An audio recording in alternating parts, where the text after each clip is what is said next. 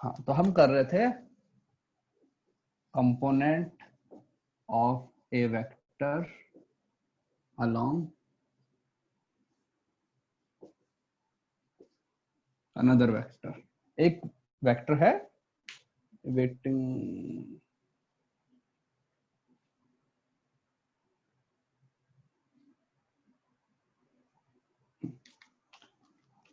तो इसका मतलब ये किया था हमने कि सपोज ये हमारे पास में एक वेक्टर है वेक्टर ए, और ये हमारे पास में वेक्टर है वेक्टर बी।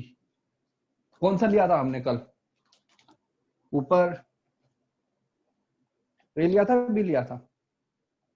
बी लिए थे सर, ऊपर बी लिए थे। बी था। बी। चलो वो एक ही बात है, फर्क नहीं पड़ता।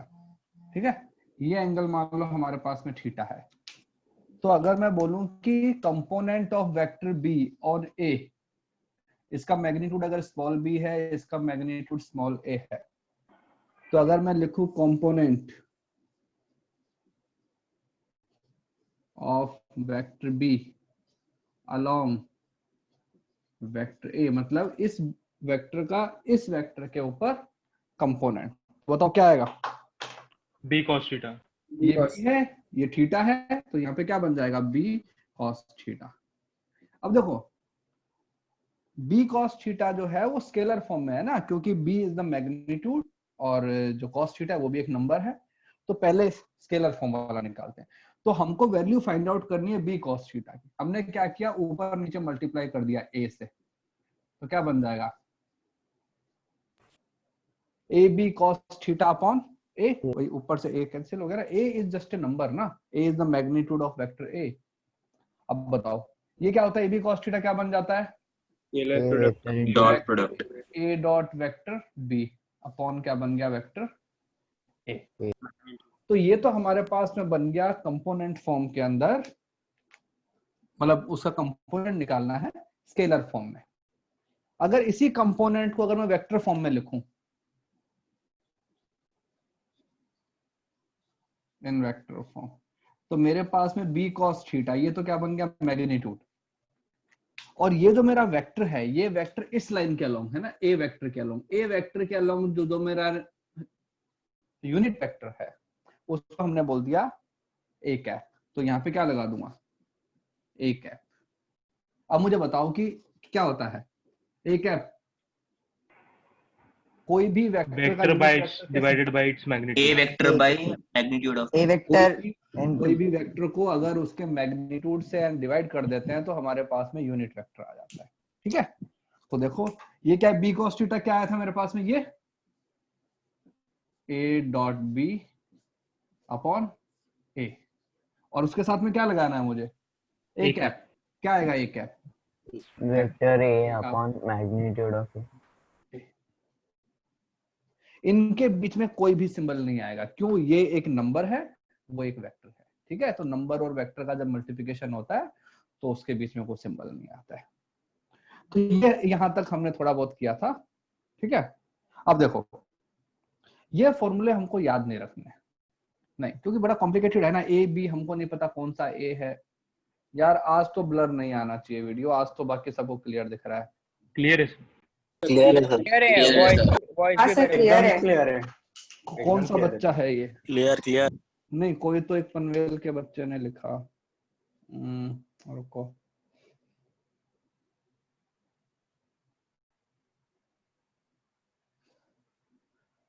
पनवेल रोल नंबर 020 2020, एक बार माइक ऑन करो अपना।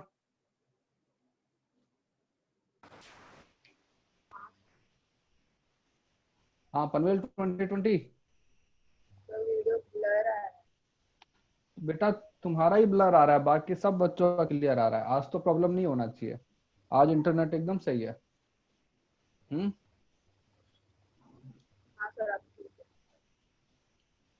तुम्हारे यहाँ पे प्रॉब्लम है आज लगता है।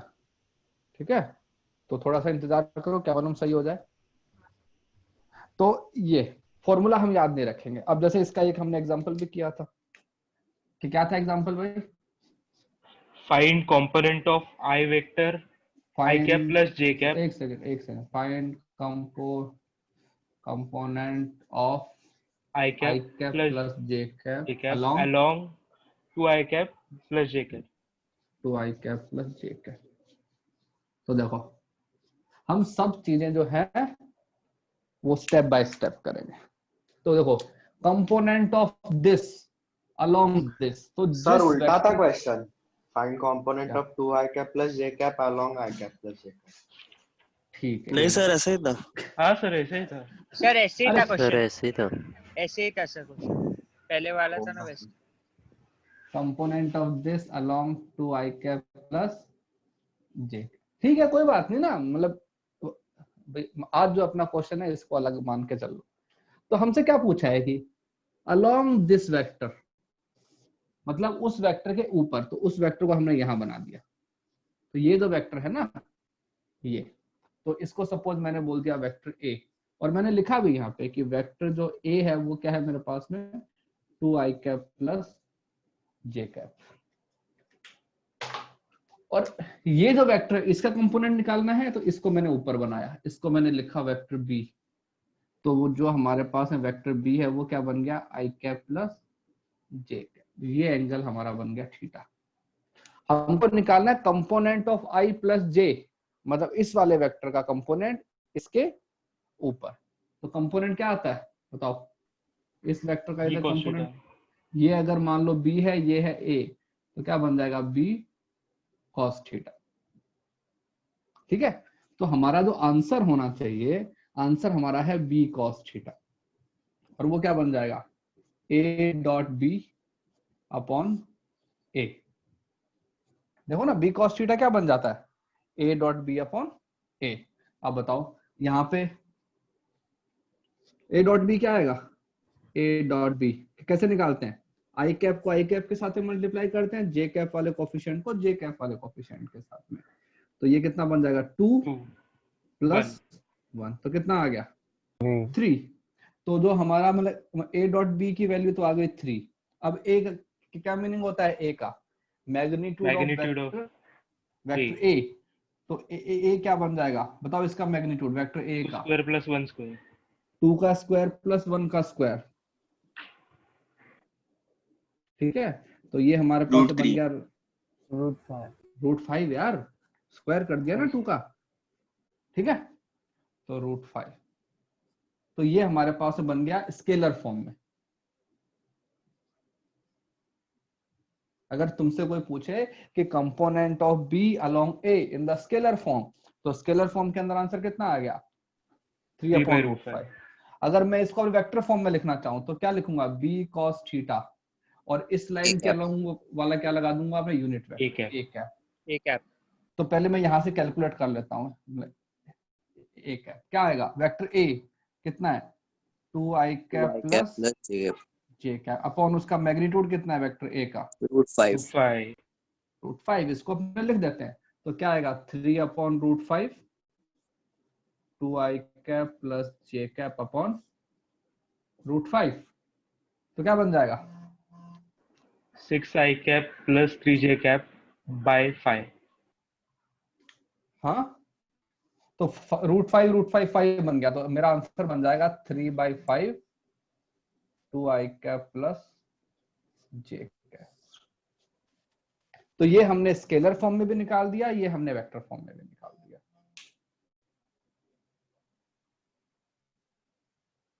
फाइन सर ए बी कैसे मिला, क्या बोल रहे हो, ए इंटू बी कैसे? अरे मतलब ए डॉट बी कैसे निकालते हैं बताओ, कोई भी दो वेक्टर्स का डॉट प्रोडक्ट कैसे करते हैं, आई कैप वाले कोफिशिएंट को आई कैप के साथ मल्टीप्लाई करते हैं। तो यहाँ पे 2 है यहाँ पे 1 है, तो कितना आ गया 2। फिर जो ये वाला कोफिशिएंट को इसके में यहाँ भी 1 है यहाँ भी 1 है, तो +1, तो कितना बन गया 3। ठीक है, लिखो आराम से लिखो यार, मिस्टेक मत करना, स्टेप बाय स्टेप।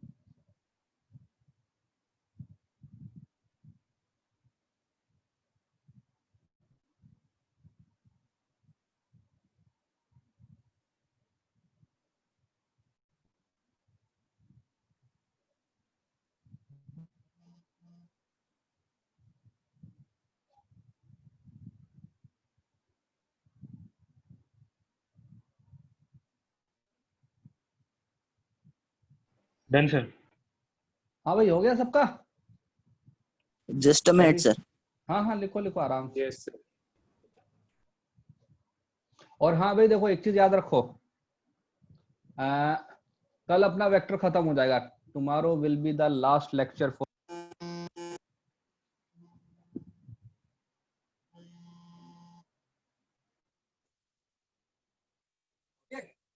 तो अगले संडे को क्या डेट है?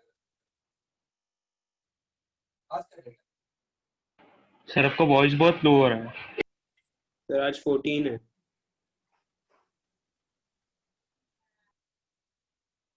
Sir, 14 जून है आज।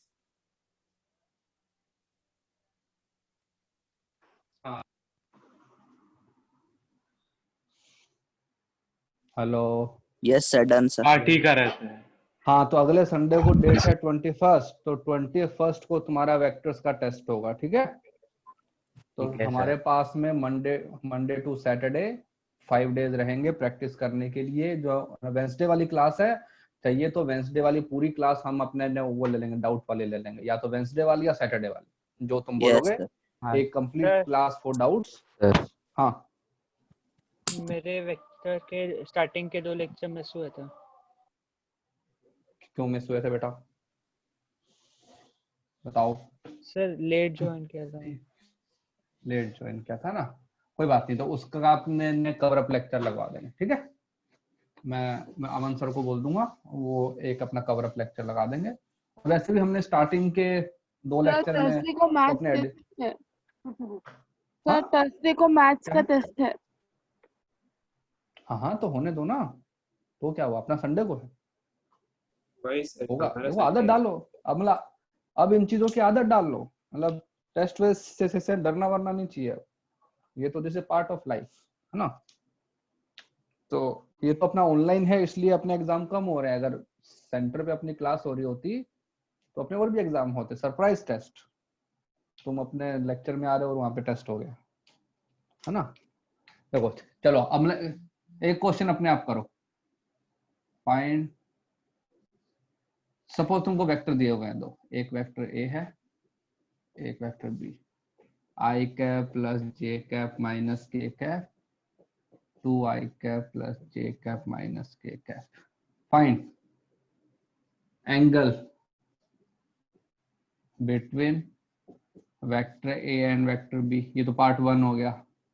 Find component of vector A along vector b, and third component of vector b along vector a। चलो तीनों पार्ट।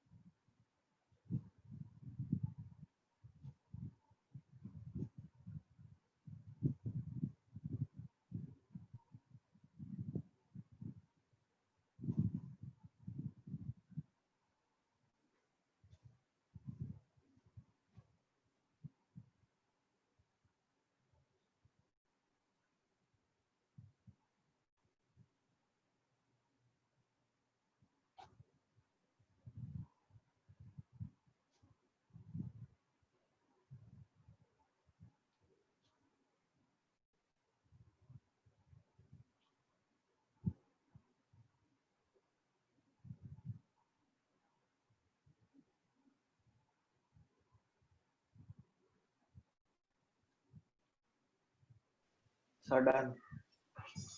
अभी हो गया सबका? सर जो कंपोनेंट फॉर्म कर रहे हैं उसमें यूनिट वेक्टर भी फाइंड करना है मतलब? हाँ हाँ, पूरा स्केलर फॉर्म में, वेक्टर फॉर्म में, सब मतलब अपने एक ही क्वेश्चन के अंदर डॉट प्रोडक्ट की सारी चीजें कर दें। तो पहले एंगल निकालते हैं। तो कैसे निकालते हैं? हमको पता होता है कि a dot B equal to क्या होता है, magnitude of a magnitude of b into cos theta. तो हमारे पास में cos थीटा क्या बन जाएगा, a dot b upon magnitude of a magnitude of b। बताओ a डॉट b क्या आएगा? कैसे निकालते हैं a dot b? I cap को आई कैप के साथ में 2 प्लस 1 जे कैप को जे कैप के साथ में 1, यहाँ भी -1, यहाँ भी -1, 1 plus plus 1। Magnitude of vector B नहीं ए 1 1 1, तो कितना बन जाएगा, √3 यहाँ पे क्या आएगा 4 1 1 √6 √6। ठीक है, तो ये मेरे पास से बन जाएगा √3 √6। तो cos थीटा मेरे पास बन जाएगा 4 अपॉन √18। इसको लिख सकते हो 4 अपॉन 3√2। फाइन। अब हमको इसकी वैल्यू नहीं पता होती तो हम छोड़ देते हैं, हम सीधा लिख देते हैं कि theta equal to cos inverse 4 upon 3√2। हाँ भाई, सबका आया है ये? यस ऐसा सर। कौन, ऐसा Yes, कौन, sir. एक सेकंड, ऐसा कौन है जिसका ये आंसर नहीं आया, वो बताओ। सर आप एक बार वापस एक्सप्लेन कर सकते हो आंसर? कौन सा पार्ट? सर ये सर सबसे पहला वाला पार्ट, अभी a डॉट बी का फॉर्मूला पता है क्या होता है? A B cos theta. होता है। तो मैंने क्या किया, ये जो अपने ए बी था इसको अपने नीचे लेके आ गया डिनोमिनेटर में, तो ये क्या बच गया cos थीटा। ओके, हाँ सर। a डॉट बी अब कैसे निकालते हैं, आता है? हाँ सर। आता है ना, आई कैप उसका- आई कैप जे है ना। तो हाँ। वो कितना बन गया 4। ये क्या होता है, मैग्नीट्यूड ऑफ ए। एक अगर तुमको अपने वेक्टर दिया हुआ है उसका मैग्नीट्यूड अगर निकाल सकते हैं हम, रूट ओवर Yes, जो भी sir. अपने कोफिशिएंट का स्क्वायर, तो वो बन गया √3। ये बन गया मेरे पास में √6। तो √3 √6, बस हो गया। अच्छा ओके सर, समझ गया। ठीक है, ओके। अब component of A along B, ठीक है, अलोंग बी, तो ये मैंने बनाया बी और ये मैंने बना दिया ए, तो क्या आएगा, a cos थीटा। ठीक है ना। ए cos थीटा निकालना है हमको, तो हमको फाइंड आउट करना है ए cos थीटा, जिसको मैं लिख सकता हूँ A B cos theta upon B. देखो ना, इस बी से बी कैंसिल हो जाएगा, तो मेरे पास क्या बचेगा, A cos theta. a cos theta. इसको मैं लिख सकता हूँ A dot B upon magnitude of B. A dot B अभी हमने कैलकुलेट किया, यहाँ पे क्या आया था, 2 + 1 + 1 4 और मैग्नीट्यूड ऑफ बी यहाँ लिखा हुआ है √6। तो ये हमारे पास बन गया स्केलर फॉर्म में। अगर इसको वेक्टर फॉर्म में लिखना चाहूं तो मैं क्या लिखूंगा, ए cos थीटा और इस लाइन के अलोंग का b कैप। अपना वेक्टर, ये मेरा वेक्टर बन गया बी कैप। तो मैंने लिखा 4 अपॉन √6। अब मैं लिखता हूं बी कैप। बी कैप होगा vector of B upon magnitude of B. तो वेक्टर बी कितना है, 2i cap plus J cap minus K cap upon इसका मैग्नीट्यूड कितना है, √6। तो ये बन जाएगा 4/6 2i cap plus J cap minus K cap. ये हमारा बन गया component of A along B. ठीक है, अलोंग का मतलब होता है कि क्या यूनिट वेक्टर सेम आएगा। और अभी हुआ सर जब सिर्फ वैल्यू फाइंड करनी होगी तब देंगे magnitude of component of vector, ऐसा ना? हाँ, नहीं देखो भाई, जो अपना पेपर होता है वो तो ऑब्जेक्टिव होगा ना, तो ऑब्जेक्टिव के लिए तुम अपना ऑप्शन देख लेना। अगर ऑप्शन में स्केलर फॉर्म में दिया हुआ है तो अपने यहाँ पे जाके रुक जाएंगे, अगर वेक्टर फॉर्म में दिया हुआ है तो हम यहाँ तक आएंगे फिर। ओके, ठीक है, ओके। थर्ड पार्ट था vector component of B along A. तो यहाँ पे मैंने बनाया ए और यहां मैंने बना दिया बी। तो इसका कंपोनेंट क्या बन जाएगा, b cos theta. B cos. ठीक है। तो हमारा जो आंसर है वो होना चाहिए बी कॉस थीटा, और साथ में क्या लगना चाहिए, ए कैप, क्योंकि अब मैं इसके अलोंग निकाल रहा हूं ना, तो इसके अलोंग का यूनिट वेक्टर क्या बन जाएगा, ए कैप। तो मैं क्या लिखूंगा, ये क्या होता है B cos theta, A B cos theta upon A, और ये क्या बन जाएगा, vector A upon magnitude of A, है यूनिट वेक्टर। कोई भी वेक्टर का यूनिट वेक्टर कैसे निकालते हैं, उस वेक्टर को उसके मैग्नीट्यूड से डिवाइड कर देते हैं। अब देखो ए बी कॉस थीटा क्या होता है, यहां से 4, ये देखो ना ए बी कॉस थीटा हमारा वही है 4 ही है, तो 4 मैग्नीट्यूड ऑफ ए कितना है, रूट 3।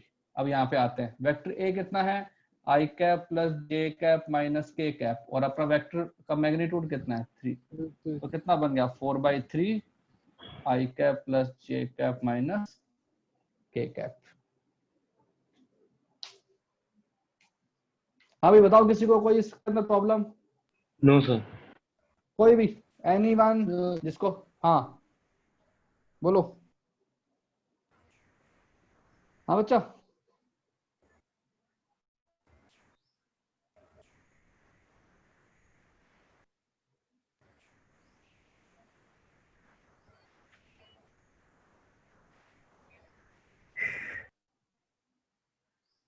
लिखो चलो फिर। हो गया सर।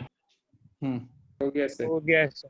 अरे हो जो गया जिसका नहीं हुआ वो बोला करो कि सर नहीं हुआ, है तो ना। और एक क्वेश्चन दे दो। अरे ऐसे तो क्या, मतलब क्वेश्चन तो इनफाइनाइट बन जाएंगे इसमें।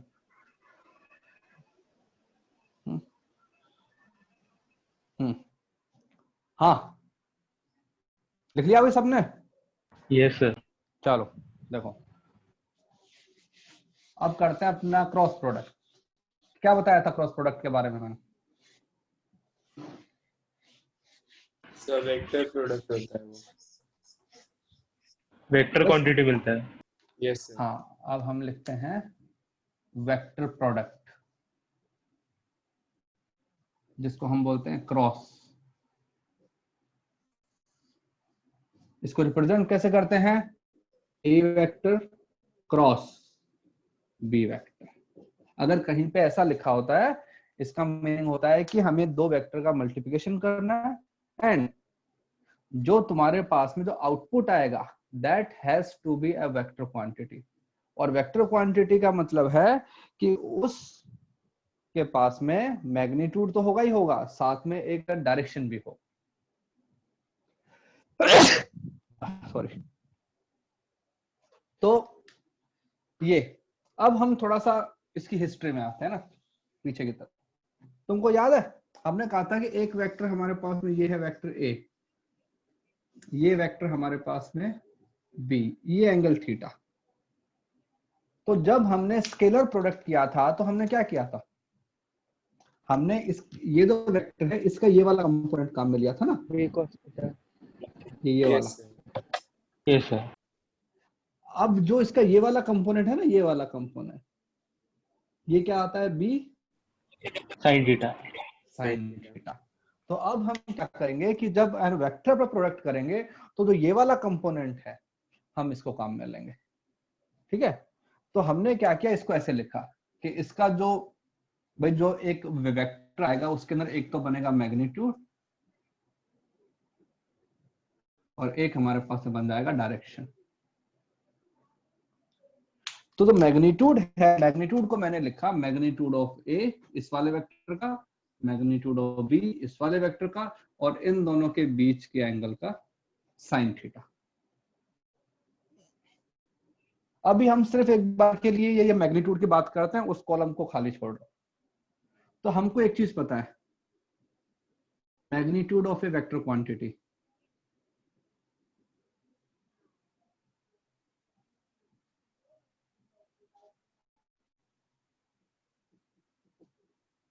Is always positive. ये मैंने तुमको बताया था पहले। हाँ भाई, कोई भी अगर वेक्टर क्वांटिटी है तो वेक्टर क्वांटिटीज का magnitude is always a positive quantity होता है। Yes sir. स्केलर क्वांटिटी का मैग्नीट्यूड कैन बी नेगेटिव, क्योंकि उसके अंदर क्या आया था, cos थीटा आया था ना। तो ये यहाँ पे देखते हैं, मेरे पास जो मैग्नीट्यूड है इसको ऐसे रिप्रेजेंट करते हैं ना, a क्रॉस b एक वेक्टर आया और मैंने इसके तरफ अगर ये लगा दिया बार, इसका मतलब होता है मैग्नीट्यूड। तो इसका मैग्नीट्यूड क्या होता है, A B sine theta. A is magnitude of vector A, कैसा आएगा, positive, because magnitude is always positive. ये क्या है, B positive. Positive sine theta. तो पहले हम बात करते हैं थीटा की। थीटा कहां से कहां तक जा सकता है, दो वेक्टर के बीच में जो एंगल होता है that can lie between 0 to 180 degree. जब भी दो वेक्टर के बीच के एंगल की बात करते हैं तो 0 से 180 वाला एंगल बताते हैं। जैसे तुम बोलोगे सर एक वेक्टर ये है, एक वेक्टर ये है, तो मैं बोलूंगा मैं यहाँ वाला एंगल लूंगा, मैं ऊपर वाला एंगल लूंगा ही।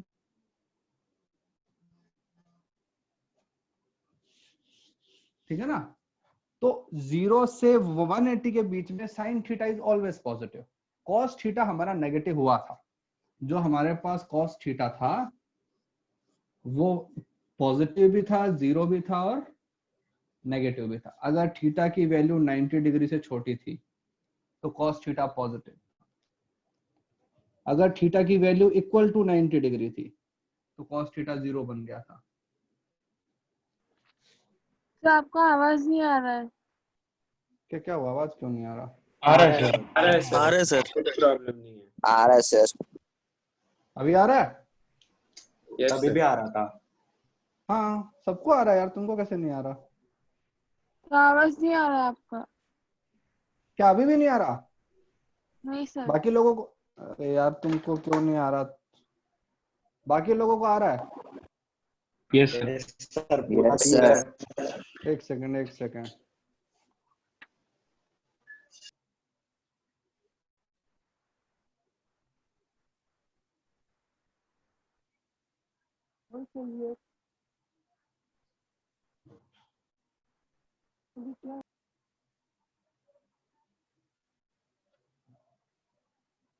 पनवेल 018, वो आवाज नहीं आ रही है, ऐसा कैसे सर हो सकता है? वापस आने बोलो, वापस आने बोलो। ज्वाइन करने बोलो।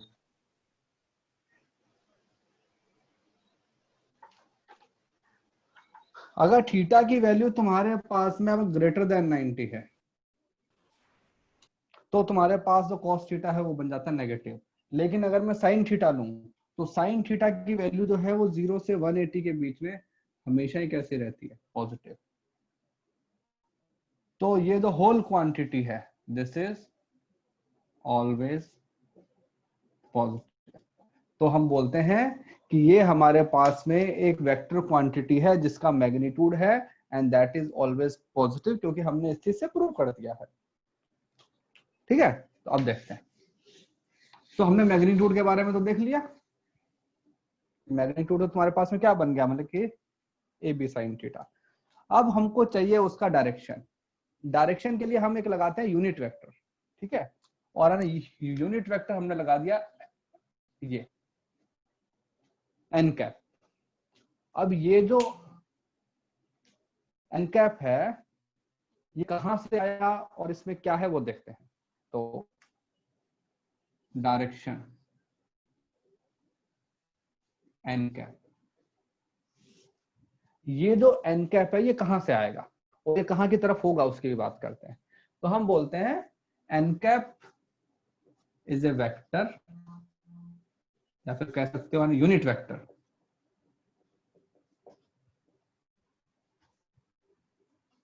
Perpendicular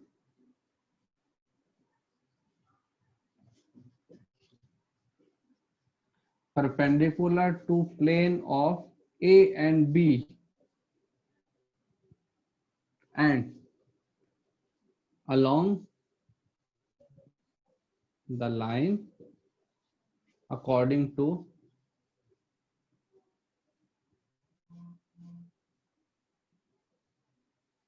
right hand thumb rule। अब तुम कहोगे सर यहाँ पे एक और चीज आ गई, राइट हैंड थंब रूल, तो ठीक है अपने राइट हैंड थंब रूल को भी एक बार देखते हैं। सपोज एक लाइन हमारे पास में ये है, ठीक है, एक लाइन हमारे पास में ये है, इसको सपोज हमने बोला वेक्टर ए, इसको सपोज हमने बोला वेक्टर बी, और ये एंगल हमारे पास में है थीटा। अगर हमको निकालना है ए क्रॉस बी, ठीक है, तो हम क्या करेंगे, ए से बी की तरफ जाते हैं। अब इसको लो, राइट हैंड जो अपना है ना राइट हैंड, उसको लो और इसको यहां पे रखो ए पे, ठीक है, और हमारा बी कहाँ की तरफ है, ऊपर की तरफ है ना। तो अगर मैं ऊपर की तरफ जाऊंगा फिंगर्स को मोड़ के, जो भी तुम्हारा एंगल है उसको फिंगर से रिप्रेजेंट करो।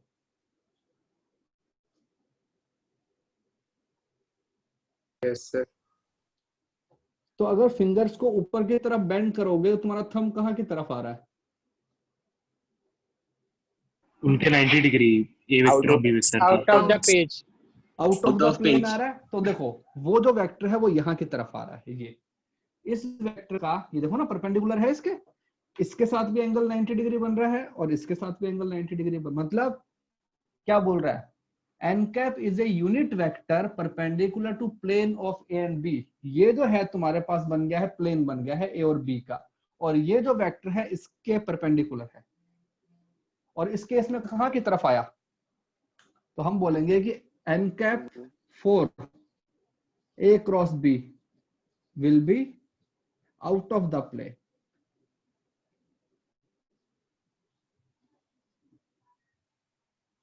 ठीक है, और अगर इसको उल्टा कर दूं तो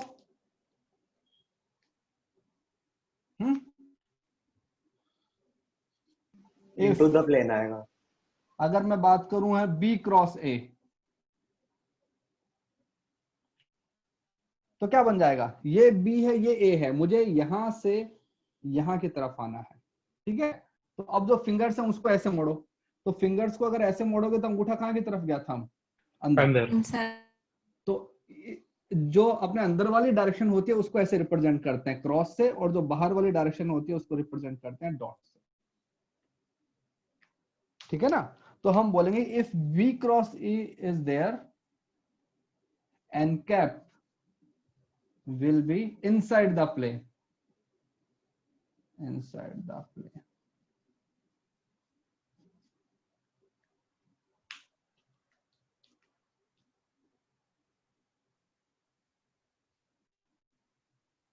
फाइन। तो अब हमको एनकैप की चीज पता लगे कि जो हमारा एनकैप है कहाँ की तरफ आएगा। अगर यहाँ पे लिखा हुआ है ए क्रॉस बी, मतलब हम कहाँ से कहाँ पे जाएंगे, ए से बी की तरफ जाएंगे अपने राइट हैंड रूल से। या फिर अगर सिंपल तरीका अपनाना है, ये देखो ये जो है अपना एंगल कहाँ की तरफ जा रहा है, क्लॉकवाइज जा रहा है कि एंटी क्लॉकवाइज, एंटी, ये हमारा एंटी क्लॉकवाइज आ रहा है। तो अगर तुम्हारे पास में एंटी क्लॉकवाइज है तो simple rule, if anti clock angle, अगर एंटी क्लॉकवाइज है तो आउट। यहां पे देखो अगर बी से ए की तरफ आओगे तो कैसे आओगे, क्लॉकवाइज या एंटी क्लॉकवाइज, क्लॉकवाइज। ये कैसा बन गया, अगर तुम्हारे पास में अपना क्लॉकवाइज एंगल है तो कैसा आएगा अपना इनसाइड, और अगर तुम्हारा एंटी क्लॉकवाइज है तो क्या बन जाएगा आउटसाइड। सर अगर बी वेक्टर नीचे बना है तो, हाँ अगर बी वेक्टर नीचे बना है तो उससे क्या फर्क पड़ा, ये बताओ। ये अगर है तुम्हारे पास में वेक्टर ए, ये अगर हमारे पास में है वेक्टर बी, तो यहां से यहां पे आओगे ना, तो ए क्रॉस बी में तुम कैसे आए, क्लॉकवाइज आए कि एंटी क्लॉकवाइज आए, क्लॉकवाइज एंटी क्लॉक, हाँ क्लॉकवाइज, क्लॉकवाइज होता है ये, हाँ क्लॉकवाइज, ऐसे घूमती है ना घड़ी। तो अगर तुम्हारा क्लॉकवाइज है तो कहाँ की तरफ आएगा ए क्रॉस बी, अंदर। साइड से प्लेन। देखो ना, अगर हमारी फिंगर्स ऐसे घूम रही हैं, देखो ना यूं, तो फिंगर्स ऐसे घूम रही है तो थंब कहाँ गया, अंदर गया ना, दिख नहीं रहा थंब। हाँ सर।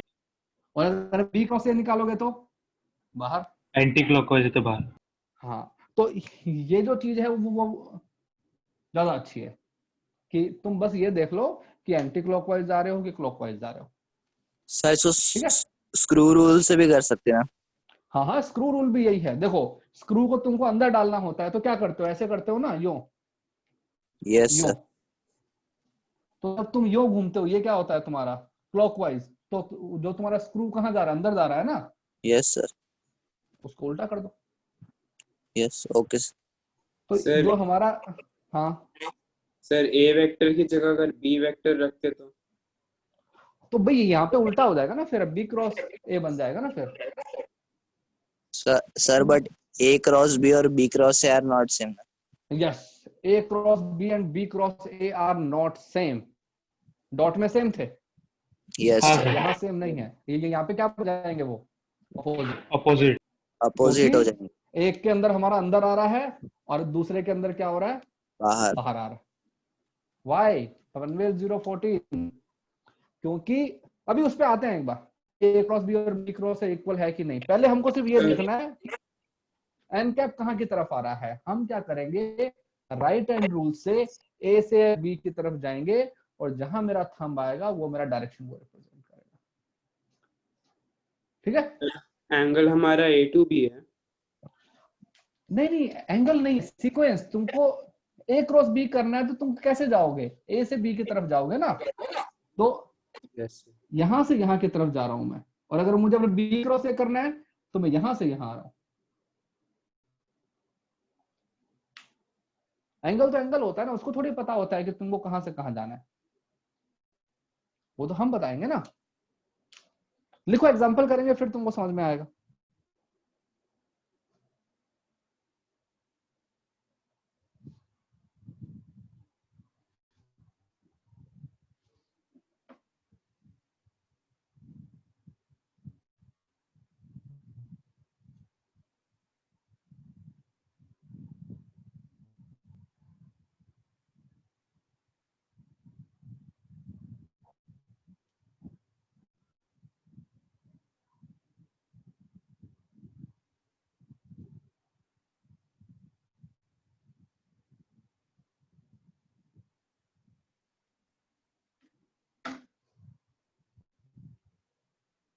सर। हाँ सर मेरा डाउट ये था, आपने इस इधर ए वेक्टर को बेस बनाया ना हाँ रिप्रेजेंटेशन में।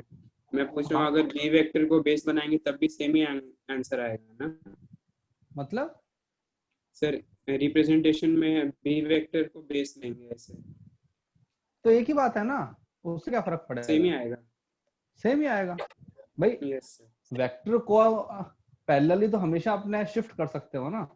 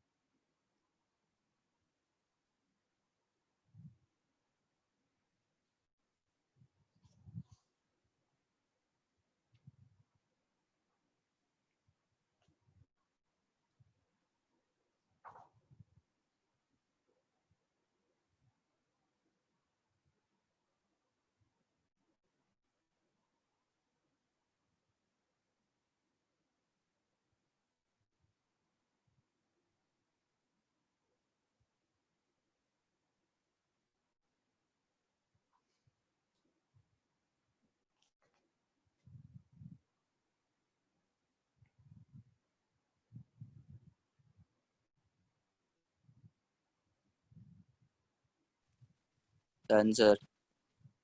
हो गया भाई, डन सर। आप देखो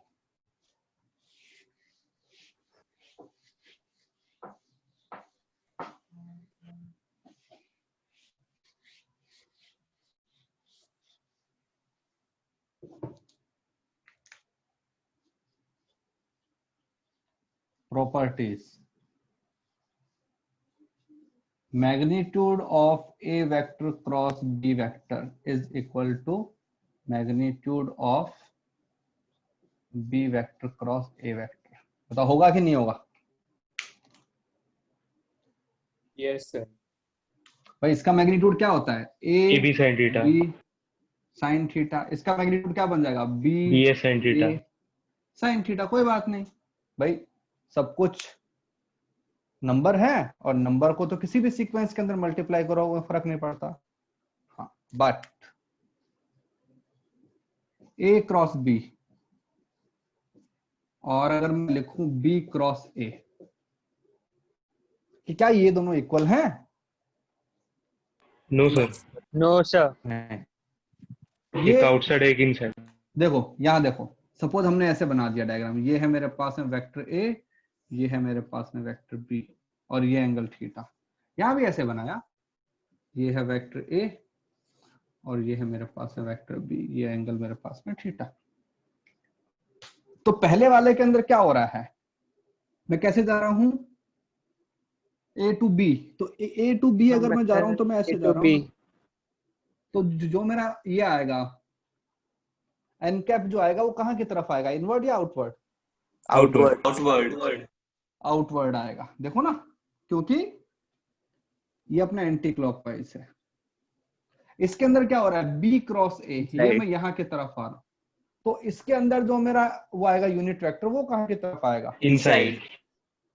इनवर्ड ना, क्योंकि अपने क्लॉकवाइज जा रहे हैं, तो ये मेरा इनवर्ड, तो उसको मैं क्या लिखता हूँ, माइनस एन कैप लिखूंगा ना। अगर मैंने बाहर वाले को एन कैप लिखा है तो उसको क्या लिखूंगा, माइनस एन। अब बताओ, दो वेक्टर जिनके मैग्नीट्यूड सेम है और जो डायरेक्शन कैसे अपोजिट है, तो उसको अपने कैसे रिप्रेजेंट करते हैं, माइनस का साइन लगा के ना। Sir, can you repeat? अगर दो vector they are having the same magnitude but opposite and direction, so how do we represent them? with a minus sign. भाई अगर कहीं पे लिखा है 5a, इसका मतलब होता है ये, ठीक है। अगर मैंने इसको माइनस कर दूं तो क्या करता हूँ, इसको उल्टा कर देता हूँ ना एरो को बस। Yes, sir. Yes sir. Yes, तो मैं यहाँ पे क्या करता हूँ, इसको ऐसे दूं equal to and minus sign. मतलब कि अगर मैं इसको उल्टा कर दूंगा, सीक्वेंस अगर चेंज कर दूंगा तो माइनस का साइन आ जाएगा, क्योंकि जो मैग्नीट्यूड सेम है लेकिन डायरेक्शन जो थी पहले जो बाहर थी, अब वो कैसी हो गई है, अंदर हो गई। यस, अगर मैं इनका सीक्वेंस चेंज कर दूंगा तो जो साइन है वो साइन मेरा चेंज हो जाएगा, बस बाकी सब कुछ सेम रहेगा, ठीक है। ओके, बाकी प्रॉपर्टीज तो इजी हैं, जैसे कि ये था ना, A cross B plus C क्या बन जाएगा, A cross B plus A cross C। ये तो हमारे उसके अंदर भी था ना, डॉट में भी था। तो हाँ। इससे फर्क नहीं पड़ता, क्योंकि एडिशन जो होता है वेक्टर का वो सीक्वेंस से इंडिपेंडेंट होता है ना, तुम किसी भी सीक्वेंस में ऐड करो, एडिशन विल बी फाइन, ठीक है। अब देखते हैं कुछ हमारे स्टैंडर्ड वेक्टर्स। बताओ, I क्रॉस I क्या बन जाएगा, J क्रॉस J क्या बन जाएगा, और K क्रॉस K क्या बन जाएगा, बताओ। 0. जब हमने I और I का स्केलर प्रोडक्ट किया था तो हमारे पास में आउटपुट आया था 1। अब देखो, इसका मैग्नीट्यूड 1, इसका मैग्नीट्यूड 1, और इन दोनों के बीच में एंगल कितना होता है, 0 डिग्री, साइन 0 डिग्री। ठीक है, तो क्या बन जाएगा, 0। तो यहाँ भी 0 और यहाँ भी 0। ये क्या है, 0 वेक्टर से। ये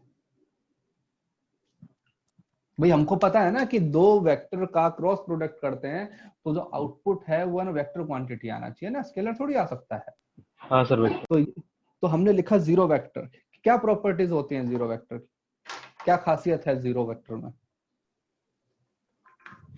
0 है सर, 0 है सर। डायरेक्शन से फर्क नहीं पड़ता।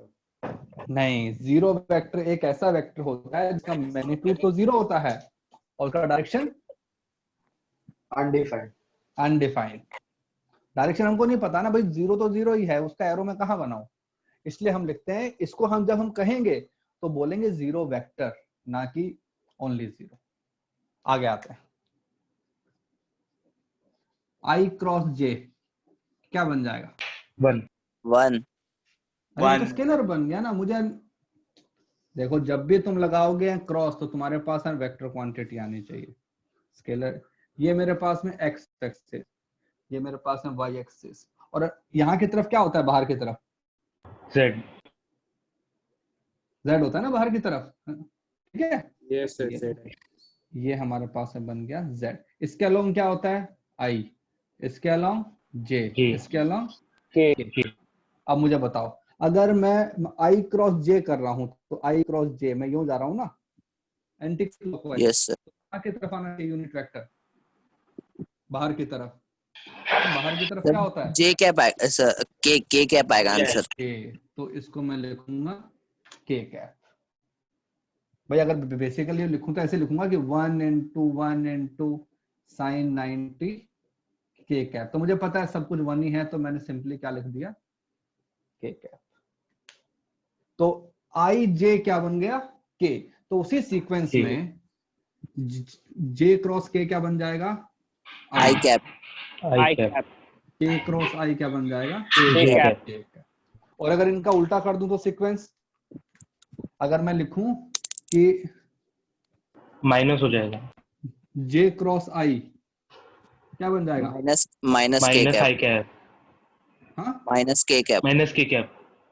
और वैसे ही के क्रॉस जे माइनस आई कैप। आई क्रॉस के माइनस। माइनस जे कैप। तो मतलब अगर तुम सीक्वेंस में जा रहे हो आई जे के, ठीक है, आई से जे पे गए तो के आएगा, जे से के पे गए तो आई आएगा, के से आई पे गए तो जे आएगा। लेकिन अगर तुमने साइकिल को उल्टा कर दिया तो फिर तुम्हारा माइनस साइन आ जाएगा, ठीक है। तो उसके अंदर तो आसान था, उसके अंदर तो क्या था, एकदम ही आसान था। डॉट प्रोडक्ट में जब भी तुम्हारे पास में अल्टरनेट आएंगे तुमको सोचना ही नहीं है, जीरो कर दो उसको। यहाँ पे सोचना पड़ेगा कि तुम्हारे पास माइनस में आएगा या प्लस पे आएगा। तो क्यों? क्योंकि यहाँ पे वेक्टर्स का जो ऑर्डर है वो मैटर करता है, उसके अंदर जो ऑर्डर था मैटर नहीं कर रहा था। फाइन। सर ये के क्यों आया वो नहीं समझा, आई और जे। मुझे बताओ ना, मुझे बताओ कि इस वाले एक्सिस को क्या बोलते हैं, बाहर वाले को के बोलते हैं ना। तो बस, तो आई और जे का क्या बन गया, अच्छा हाँ हाँ है ना।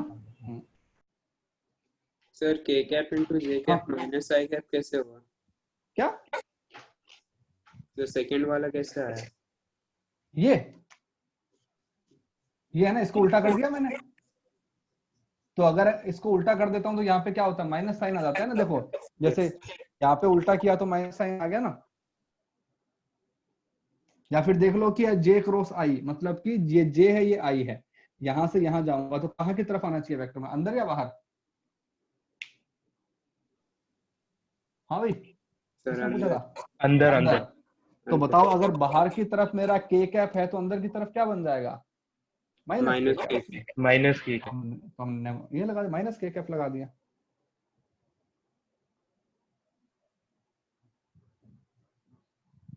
ठीक है, चलो लिखो लिखो।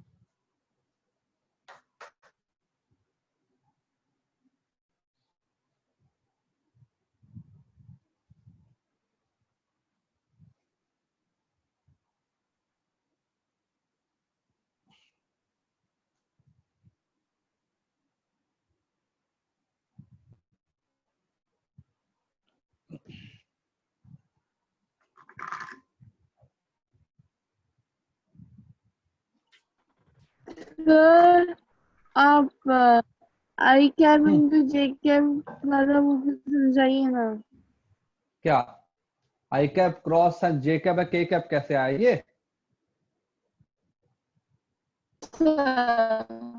तुम्हारी आवाज ब्रेक हो रही है बेटा। हाँ सर। बोलो, हाँ अच्छे से बोलो, क्या पूछना है? आई कैप इंटू जे कैप वो उससे समझाइए ना। अरे आई कैप क्रॉस जे कैप जो होता है, हमारे पास में एक्सिस होते हैं ना। देखो ये आई कैप होता है, ये जे कैप होता है, ये एक्स एक्सिस, ये वाई एक्सिस, और यहाँ पे होता है ना जेड एक्सिस बाहर की तरफ। इतना पता है? हाँ भाई कहाँ गई? ये होता है ना जेड एक्सिस, हमारे पास है 3 एक्सिस होते हैं ना। हाँ, तो अब बताओ अगर मुझे हाँ, आई क्रॉस जे करना है तो आई से यहाँ की तरफ जाऊंगा ना, जे की तरफ। कौन सी डायरेक्शन में जा रहा हूं मैं, क्लॉकवाइज या एंटी क्लॉकवाइज? एंटी क्लॉकवाइज ना। तो जब एंटी क्लॉकवाइज करता हूँ तो कहाँ की तरफ आता है डायरेक्शन मेरा, बाहर की तरफ ना, आउटसाइड। तो बताओ कि ये यहाँ की तरफ मेरा जो वेक्टर है कौन सा है, के कैप है, तो ये हो गया ना के कैप। इसलिए मैंने लिखा कि आई क्रॉस जे क्या होना चाहिए, के।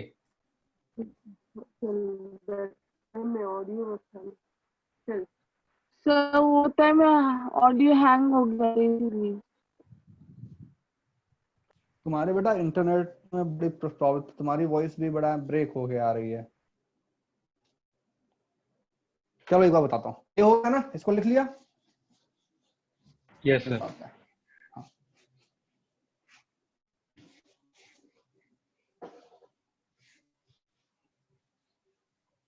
सर लास्ट का रह गया था सर। लिखो, देखो ये हमारे पास में होता है आई कैप, इसको हम बोलते हैं एक्स एक्सिस। ये हमारे पास में होता है जे कैप, जिसको हम बोलते हैं वाई एक्सिस। और हमारे पास में एक और एक्सिस होता है जिसको क्या बोलते हैं, जेड एक्सिस। वो कहाँ की तरफ होता है, वो ये होता है बाहर की तरफ ना, परपेंडिकुलर होता है इसके। ठीक है, तो उसको अगर मैं यहाँ पे दिखाऊंगा तो ऐसे दिखाता हूँ, ये है मेरे पास में जेड एक्सिस। इसके अलोंग जो मेरा यूनिट वेक्टर होता है वो होता है के कैप। अब अगर मुझे करना है आई क्रॉस जे, तो आई जे मतलब कि यहां से जाना है और यहां जाना है। तो जब मैं यहां से यहां जा रहा हूं, थंब कहाँ की तरफ आ रहा है, बाहर की तरफ आ रहा है ना। तो मतलब कि इसका जो प्रोडक्ट आएगा वो एक ऐसा वेक्टर होगा जो कि बाहर की तरफ है, और बाहर की तरफ मेरा यूनिट वेक्टर कौन सा होता है, के कैप। तो इसलिए हमने इसको लिख दिया के कैप। ठीक है, अगर इसका उल्टा कर देंगे तो अगर मैं यहाँ पे लिखना चाहूं जे क्रॉस आई, माइनस आई, जे क्रॉस आई मतलब कि तुम कहां जाओगे, अंदर की तरफ। तो अगर बाहर की तरफ का वेक्टर के कैप है तो अंदर की तरफ क्या बन जाएगा, माइनस के कैप। ठीक है, क्यों, अगर वेक्टर के क्रॉस प्रोडक्ट में तुम सीक्वेंस को रिवर्स कर दोगे तो तुम्हारे पास में माइनस साइन आ जाता है, क्योंकि तुम्हारा मैग्नीट्यूड सेम रहता है but direction will be reverse, इसलिए माइनस साइन आ जाता है। समझ में आ गया? हाँ, क्या नाम था भाई तुम्हारा? अरे वो कौन सी लड़की? तुम्हारी आवाज बहुत ब्रेक हो रही है बेटा, बिल्कुल नहीं आ रही है।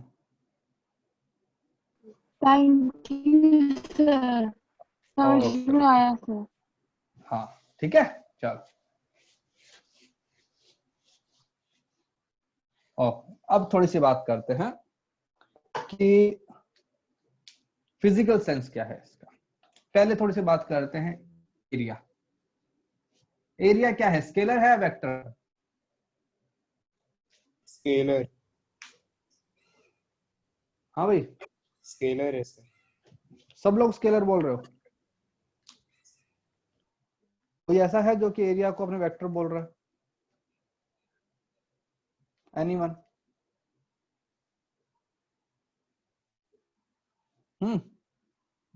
एनीवन, एक भी बच्चा कोई?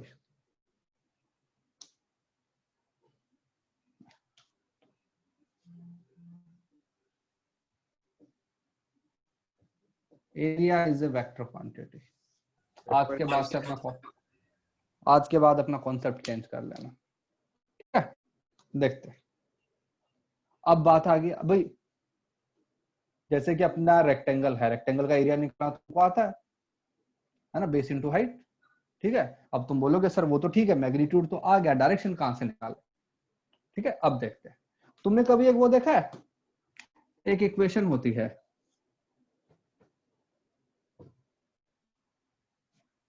प्रेशर क्या होता है? चलो आते हैं।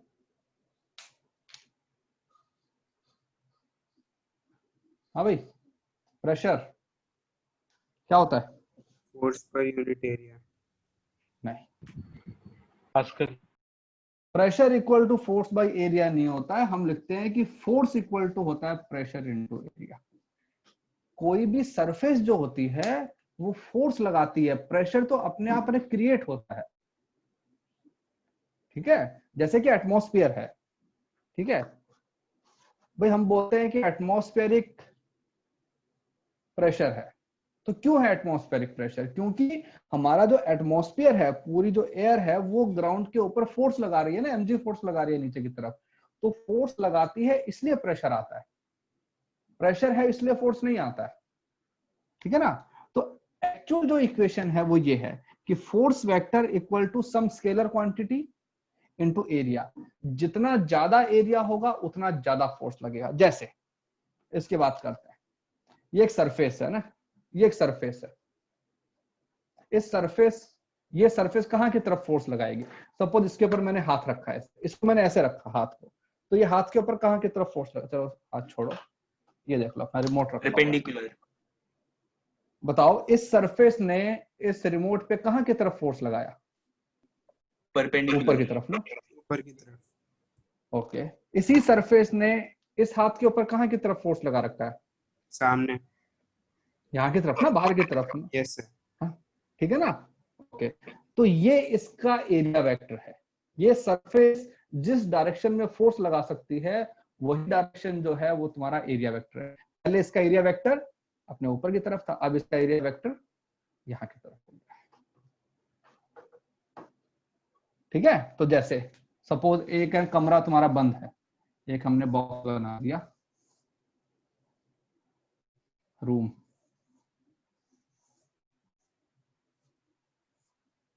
और तुम यहाँ पे इसके अंदर बैठे हो, इसके अंदर हवा ही हवा है एकदम पूरा एयर। बताओ ये जो ऊपर वाली सरफेस है, ये वाला तुम्हारा रूफ जो है, ये कहां की तरफ फोर्स लगाएगा हवा के ऊपर? नीचे। भाई ऊपर देखो, तो यूं लगाएगा ना। तो मतलब कि इसका जो एरिया वेक्टर है वो कहां की तरफ है? नीचे की तरफ। जो ये जो तुम्हारा फ्लोर है, ये कहां की तरफ लगाएगा फोर्स? Air upward. अपवर्ड। तो इसका एरिया वेक्टर ऊपर की तरफ हो गया। ये जो वॉल है इसका एरिया वेक्टर इधर। तो बेसिकली अगर तुमको सिंपल लैंग्वेज देखना है कि इस सरफेस को जहां से मैं देख रहा हूं वो इसका एरिया वेक्टर है। जैसे कि ये जो टेबलेट है, इसकी एक सरफेस ये बन गई, एक पीछे वाली बन गई, इसका एरिया वेक्टर कहां की तरफ आ गया? यहाँ की तरफ। इसका एरिया वेक्टर कहां बन गया? इधर की तरफ, क्या? क्योंकि ये सरफेस यहां फोर्स लगाएगी, ये सरफेस यहां फोर्स लगाएगी। तो area is a vector quantity. Fine, अब देखते हैं तुमको वो आता है पैरेललोग्राम लॉ। क्या होता है एडिशन का पैरेललोग्राम लॉ? क्या था?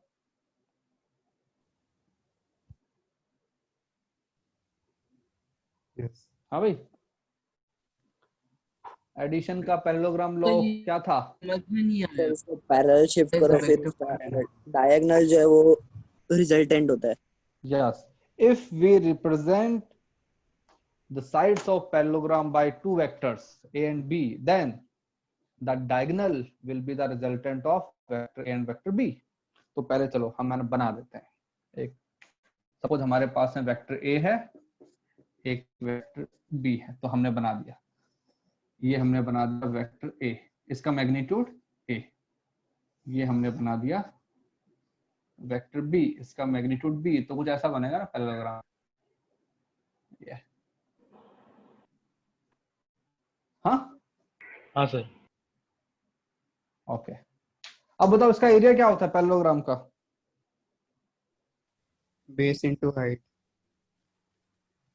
Area of parallelogram base into height होता है, जिसको सपोज अगर मैं लिखता हूं बेस इनटू हाइट। और हाइट जो होती है वो कौन सी हाइट? परपेंडिकुलर वाली हाइट ना, मतलब ये। Yes sir, perpendicular. ये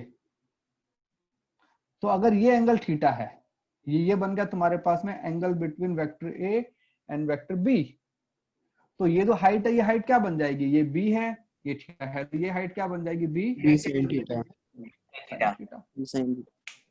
तो बताओ कि हमारे पास में एरिया क्या बन गया? आप बेस क्या है? A B sin theta. और ये क्या होता है? A B sin theta. ये होता है क्रॉस बी का मैग्नीट्यूड। तो ये जो है, ये है इसका physical meaning. Physical meaning of A cross B। मतलब कि जो भी तुम A क्रॉस B फाइंड करोगे तो तुम्हारे पास जो वैल्यू आएगी वो क्या होगी। तो हम बोलेंगे कि A क्रॉस B से जो भी कुछ आएगा that will be represent the area of the parallelogram made by vector A and vector B। Fine. हाँ भाई, कुछ डाउट? No sir. सर मुझे ये area is a vector quantity वाला पार्ट ठीक से समझ में नहीं आया सर। एरिया जो वेक्टर है वो यही है कि कोई भी सरफेस को तुम कहां से देख रहे हो। जैसे ये सरफेस है, इसको मैं यहां देख रहा हूं, तो इस सरफेस का जो एरिया वेक्टर है ना, डायरेक्शन जो है वो यहाँ की तरफ है, क्योंकि मैं इसको यहां से देख रहा हूं। अगर मुझे इस वाली सरफेस को देखना है तो मैं कहां से देखूंगा, वो से देखूंगा ना। तो इसका एरिया वेक्टर कहां बन गया, उस तरफ। सर लेकिन वो ये डायरेक्शन, हाँ सर उस डायरेक्शन से फर्क क्या पड़ेगा सर? फोर्स कि सर ये सरफेस कहां की तरफ फोर्स लगा सकती है, ऊपर की तरफ।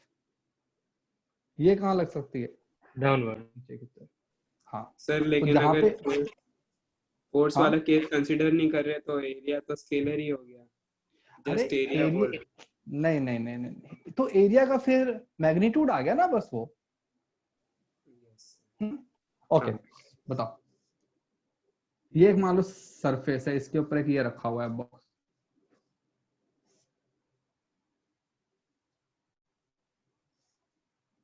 तो इस पर mg फोर्स यहाँ पे लगता है नीचे। अब ये जो Yes. सरफेस है, ये सरफेस कहाँ की तरफ फोर्स लगा रही है, ऊपर या नीचे? ऊपर की तरफ। ऊपर की तरफ फोर्स लगा रही है। वही तो बोलते हैं प्रेशर इनटू अपना फोर्स बन गया ना एरिया।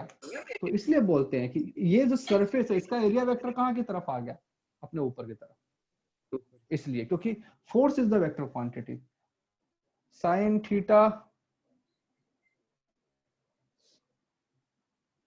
अरे इसका कंपोनेंट ना, ये जो b है इसका इधर कंपोनेंट क्या होता है, b cos थीटा।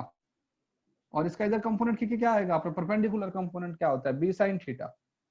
कंपोनेंट कोई भी वेक्टर का, ये अगर b है, ये थीटा, तो ये क्या होता है b cos थीटा। ये हमारे पास में क्या होता है, b sin थीटा। तो इसलिए हम बोलते हैं कि area is the vector quantity. ये वहां की तरफ फोर्स लगा सकता है। ये हम जब मतलब आगे जाएंगे ना, जब आगे वाले अपने इक्वेशंस देखेंगे फोर्स वाले और ये, तो फिर थोड़ा अच्छे से समझ में आएगा। एक बार के लिए इतना काफी है कि देखो ना, जो है पैरेललोग्राम जो है उसका एरिया जो है वो किससे रिप्रेजेंट हो रहा है, ए क्रॉस बी से। अगर मैं तुमको वेक्टर की दो साइड दूं, मैं बोलूं कि एक वेक्टर ए है एक वेक्टर बी है, find out the area of the parallelogram made bye these two vectors. तो बस सीधा तुमको ए क्रॉस बी करना है, तुमको अपने पैरेललोग्राम बनाने की जरूरत ही नहीं। फाइन। Yes sir. तो चलो बस आज के लिए अपने इतना ही करेंगे। जो लेक्चर 5 वाले क्वेश्चन हैं वो करना सारे डॉट प्रोडक्ट वाले, और इसका बस थोड़ा सा इंट्रोडक्शन पढ़ लेना। जो थ्योरी वाले हैं ना नोट्स जो हैं, तो उनको पढ़ लेना। बाकी कल की क्लास में हम खत्म कर देंगे क्रॉस प्रोडक्ट फिर। ठीक है, चलो bye bye bye sir, thank you sir. Sir हाँ बोलो। Bye sir, thank you sir. आप बोल देंगे ना कवर अप के लिए, स्टार्टिंग के 2 लेक्चर बाकी थे उसके। हाँ मैं अमन सर को बोलता हूँ, ठीक है। Sir 1 minute side on screenshot लेना है। हाँ स्क्रीनशॉट ले लो।